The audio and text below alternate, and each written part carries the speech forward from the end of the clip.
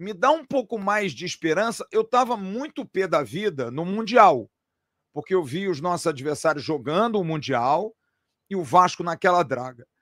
O Vasco desse segundo semestre, apesar de ser esse time aí que, porra, né? A gente desconfia, a gente fica chateado, é um time que dá um pouco de confiança, porque, por exemplo, a gente jogou contra o campeão da Libertadores e não perdeu, e por pouco a gente não ganhou dos caras, com todo mundo, tá? Bruno Henrique, Arrascaeta, Rossi, o jogo foi pau a pau, foi pau a pau. Eu acho que o que passa em 2019 é que era um início de uma tragédia. A gente não via o Vasco com perspectiva. Hoje, eu consigo ver o Vasco com perspectiva. E, além disso, dá para a gente perceber que nós temos nesse meio do caminho aí 2 outros adversários nossos, Fluminense e Botafogo, que ganharam também competições e que estão rateando. Quer dizer, são momentos. O Fluminense ganha em 2023 com um time cheio de veteranos, mas, né, ano passado brigou quase para não cair, teve que mudar muita coisa. O Botafogo está vivendo aí uma crise braba em relação a relacionamento e SAF contra associativo. Então não tem ninguém passando por um momento legal. Agora, eu acho que o Vasco passa por 2 situações, até conversando com meu amigo Bruno Barata, também é legal a gente conversar com pessoas que, assim, não estão no bolo, estão fora. Ele falou assim para mim, Flávio, para mim é muito claro. A transformação do Vasco, e eu falo isso aqui diariamente, passa por algo que o presidente Pedrinho tem obrigação no ano que vem. A gente precisa começar a obra de São Januário. O Vasco precisa de um estádio novo. O Vasco precisa de uma mentalidade maior. Não dá para o Vasco jogar para 18, 19 mil pessoas, contar migalhas, contar dinheirinho, sabe? Eu vejo o torcedor reclamando do jogo semifinal da Copa do Brasil, Vasco Fluminense, que os ingressos são caros. Vou dizer uma coisa para vocês. Vocês pagam até muito barato. Pagam até muito barato porque é o futebol por aí. Por quê? Porque a gente está acostumado com o ingresso de São Januário.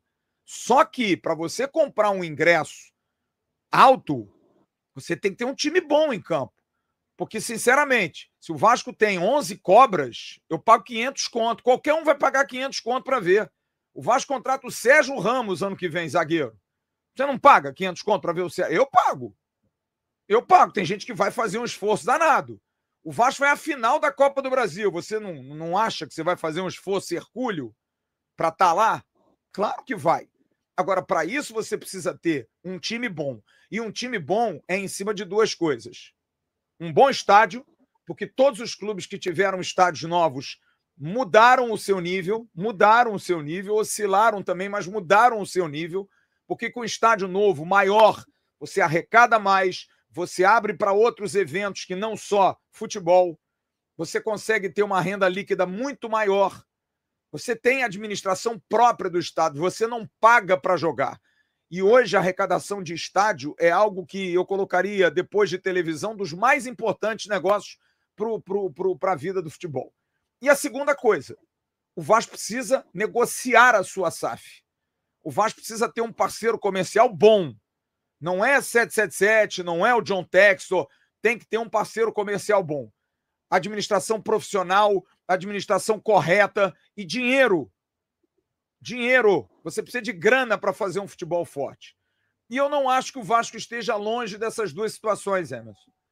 Acho que o Vasco bate na trave 2 vezes aí com a Copa do Brasil, chegando semifinal, o que comprova que está havendo aí uma evolução muito por conta, na minha opinião, do rescaldo da SAF.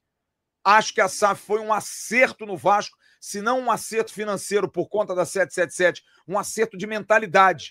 Tornar o clube mais profissional, tornar o clube menos amador, tornar o clube com gente que chegue de manhã e sai à noite remunerado, e não o presidente que tem a empresa dele de manhã e chega às 5 horas para assinar cheque. A gente precisa mudar essa administração. O Vasco é um clube velho. O Vasco é um clube ultrapassado nas suas raízes, nas suas cabeças. Muita gente lá dentro que ainda dá palpite, preocupado onde vai botar a capela, sabe? Porque o gramado é assim, porque o gramado é assado. Nossa, vai gastar para fazer um gramado novo. Cara, a gente investe para fazer um gramado e tem um monte de gente que dá porrada. Todo mundo sabe o quão crítico nós somos à gestão Pedrinho. Mas eu disse aqui, quando eu falei, o Vasco gasta 630 mil num gramado novo que não estava bom. Vou trazer uma informação aqui, que hoje eu falei com algumas pessoas próximas a jogadores que não acharam o gramado ainda bom. O gramado está desnivelado, a bola fazendo muito assim, ó. Ó, muito assim. O gol do Andrés, você vê que a bola quicou pra caramba. Ele talvez até ajudou o Andrés naquele caso ali. A chuva ajudou, porque a chuva deu uma assentada, deu uma melhorada. Então o gramado não está tão bom, mas foi uma mudança necessária.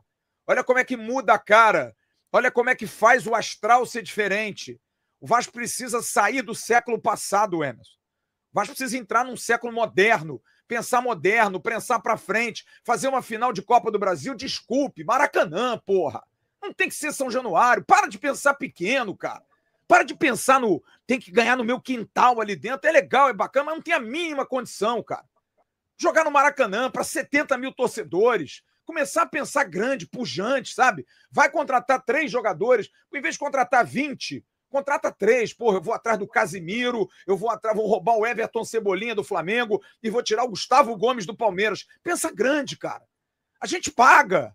O torcedor do Vasco paga, meu irmão, não tem essa história.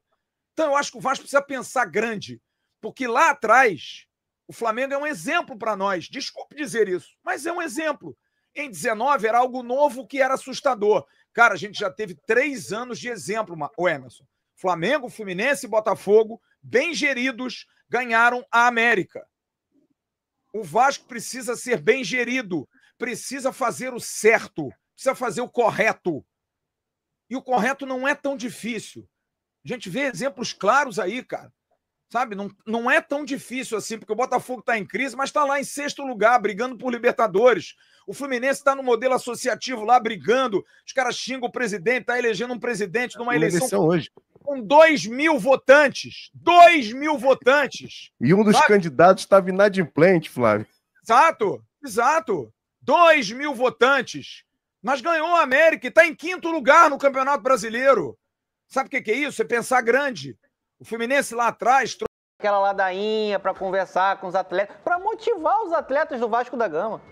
O Vasco tinha uma chance nítida de estar presente no G8. O salário tá atrasado no Vasco? Não tá atrasado. O salário não tá atrasado. Isso tá atrasado? Não tá atrasado. Porra, então fudeu. Assim, o Pedrinho pode ter problemas, mas na gestão dele, ele fez boas contratações no meio do ano, ele tá tentando trazer melhorias para a estrutura do Vasco no CT, a reforma de São Januário. Então, assim, irmão, se tu veste a camisa do Vasco, se tu fica desmotivado depois de uma primeira derrota, que foi aquela derrota contra o São Paulo, que o Vasco até criou, fudeu. Então, assim... Aconteceu o quê? Fudeu. Então, a verdade é, fizeram mais do que obrigação. Porque a torcida tem feito muito pelo clube, nesse ponto eu até discordo do Casero, nos últimos 20 anos, e o clube não entrega nada pra torcida. Fazendo. Tem que fazer. Eu tô falando que a torcida não faz, não, tá? Não, eu sei, eu entendi. O torcedor do Vasco... Porque assim, eu vi muita gente mandando, falando assim, porra, meu irmão, ai, caralho, meu dia acabou, mano. Pô, tá de sacanagem, mano. Hoje? Porra, teve gente mesmo, falou. Não, mas eu acho um papo maneiro. Sim. Papo maneiro. Não, Pelo amor de Deus, eu vou falar assim, ó. Porque a grande parada... Vamos olhar pra frente antes de olhar pra cima, porque né? assim, cara, olha só... Olha pra você, não olha pro outro, né? Eu entendo que o Vasco tem tirado completamente o nosso prazer, cara. E aí resta alguns ficar secando. Aí seca o Flamengo, aí seca o Fluminense. O Vasco se colocou nessa posição. Eu concordo. Uma instituição, né? Eu concordo. A administração do Vasco colocou nessa posição. Só que assim, o torcedor tem que se despir desse pensamento, porque esse é um pensamento medíocre. Não, mas assim... Isso te diminui pra caralho. Sim, mas eu acho que tem uma questão da rivalidade que tem que continuar. Não, mas aí é o que a gente tava falando também. Acabar o dia, não. É isso, aquela secadinha, deu errado, acabou, segue o baile. Porque assim, faz parte. o Vasco... Chato, ninguém também vai agora, ficar... o futebol brasileiro ele é uma doideira completa, porque o favorito de ontem... Ele não é o favorito de hoje e não vai ser o favorito de amanhã. Sim. Então, assim, o favorito de ontem na semifinal era o Vasco. O favorito de hoje seria o Fluminense. Depois do que aconteceu ontem, o Vasco também tocando 5, o Fluminense pode ser... Não, o Fluminense pode ser favorito, mas daqui a 10 dias pode não ser. Tudo pode mudar. Porque eu digo assim, é muito... Acho difícil tudo mudar. Não, mas pode acontecer, são poucos times que são muito regulares no futebol brasileiro. O próprio Palmeiras, finais da Libertadores... Cara, mas o Fluminense é um time regular. Hoje. Hoje ele parece ser. O Palmeiras não ganha 7 jogos. Exatamente. Eu falei isso olha só. Eu falei isso na minha live na quinta-feira. Sem sacanagem. O Fluminense hoje Já foi falada essa frase aqui. É o time do momento. Não, tudo bem. A verdade é essa. Bom esse vídeo, não é não?